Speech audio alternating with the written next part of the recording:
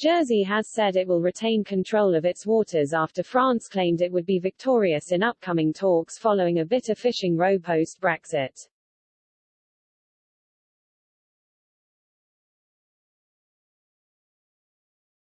French fishermen say new conditions on licenses, implemented following the UK's departure from the EU, were imposed on April 30 without any discussion with French officials.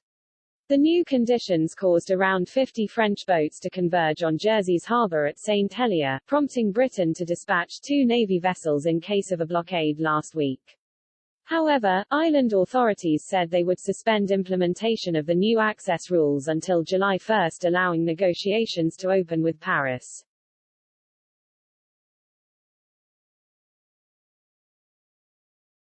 Ahead of the talks, Ian Gorst, Jersey's External Affairs Minister said, "Jersey wishes to find a solution, but we remain firm on our wish to remain master of our waters."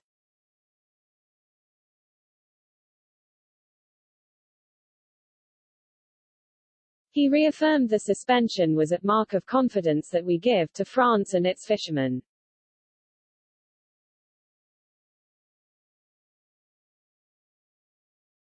But Bertrand Sora, French MP for Manche and Normandy, said, "The technical limitations and measures imposed on our fishermen by Jersey and the United Kingdom are suspended until 1 July to allow negotiations to continue."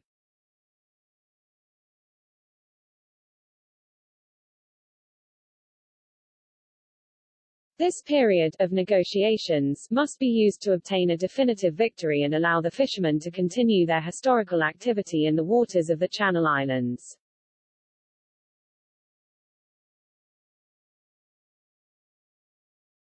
London and Paris officials have previously clashed over French claims that fishermen are being prevented from operating elsewhere in British waters because of difficulties in obtaining licenses.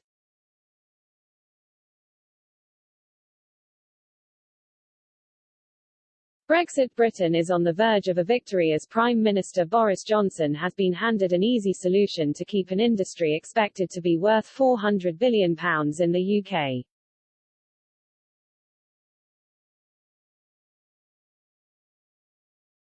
This year's Queen's speech laid out the government's vision for the UK after the pandemic, with science and healthcare placed at the heart of the UK's economic recovery.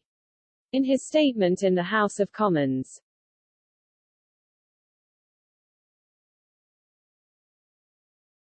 Mr. Johnson highlighted his intention to build on the extraordinary work of UK scientists during COVID-19 and announced plans for a new Advanced Research and Inventions Agency, ARIA.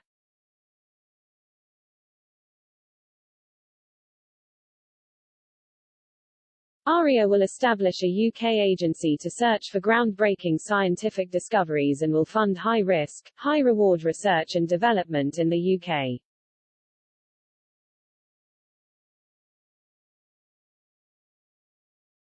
Welcoming the announcement, David Morris, who is chair of the Parliamentary Space Committee, said it was a huge step forward for Brexit Britain and that Mr. Johnson now needs someone to tackle space.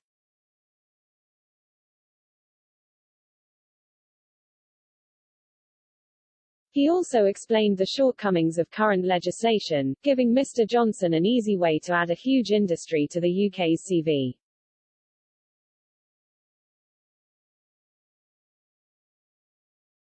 He told Express.co.uk exclusively, "This is going to need a major reshape."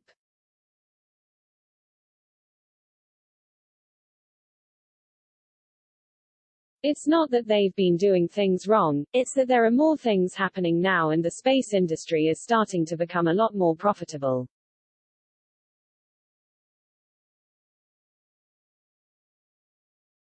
Britain will this week kick off next-generation trade talks with Canada and Mexico in a bid to unlock new opportunities for growth.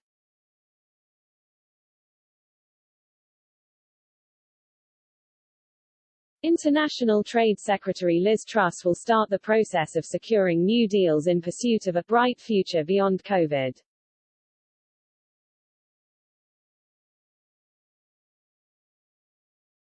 The UK wants to build on existing arrangements with these countries to harness the digital revolution, boost innovation and turbocharge our pursuit of green growth.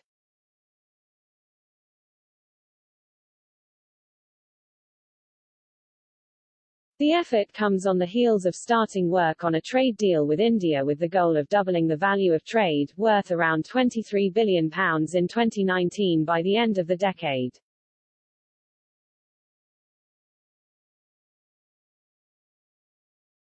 Ms. Truss says a trade deal with Australia is now in sight, and it is hoped it will be agreed in the coming weeks.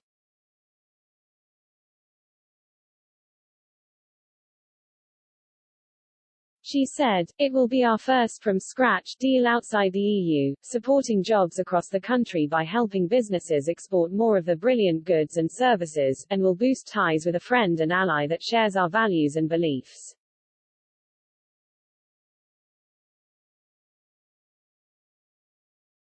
The European Union was under threat after a political commentator warned Sweden's mourning for the UK over Brexit could quickly morph into the country's own divorce from Brussels.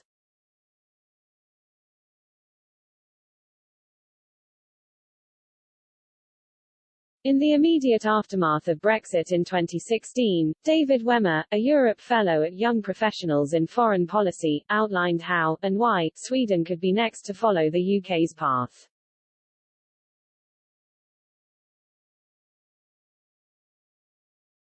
He noted how the European project had long struggled with the dual missions of integrating states into a supranational federal entity and the uniting of the whole European continent.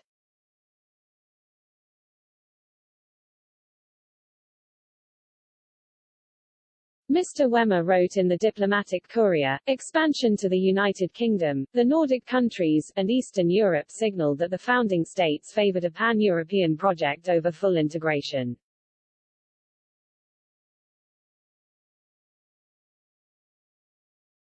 As the Union continues its decade-long malaise, however, that belief could be eroding, as core states see full integration as the only way to save the institutions they worked so hard to create.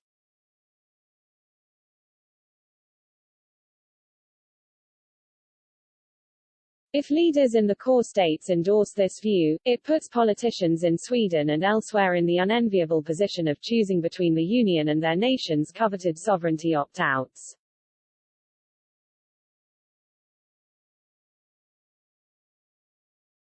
He added, "Brexit clearly shows the more likely outcome. Sweden's mourning of sorrow could quickly morph into a heartbreaking divorce, while Brussels may achieve more union but become tragically less European."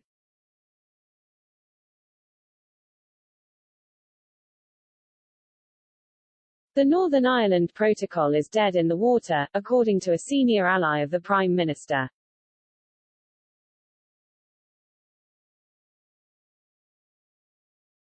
Under the Brexit trade deal, the UK and EU agreed to the Northern Ireland Protocol, which prevents a land border between the region and the Republic of Ireland.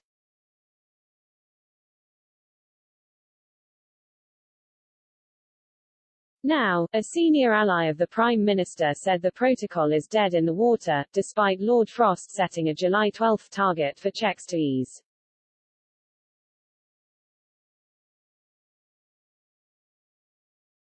They said, "The Northern Ireland Protocol does not work. It contravenes the Good Friday Agreement in many ways. It is damaging.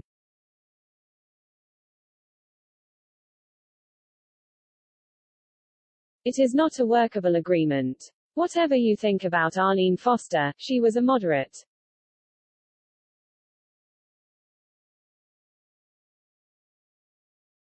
And it is always dangerous when you start losing moderates from these key positions."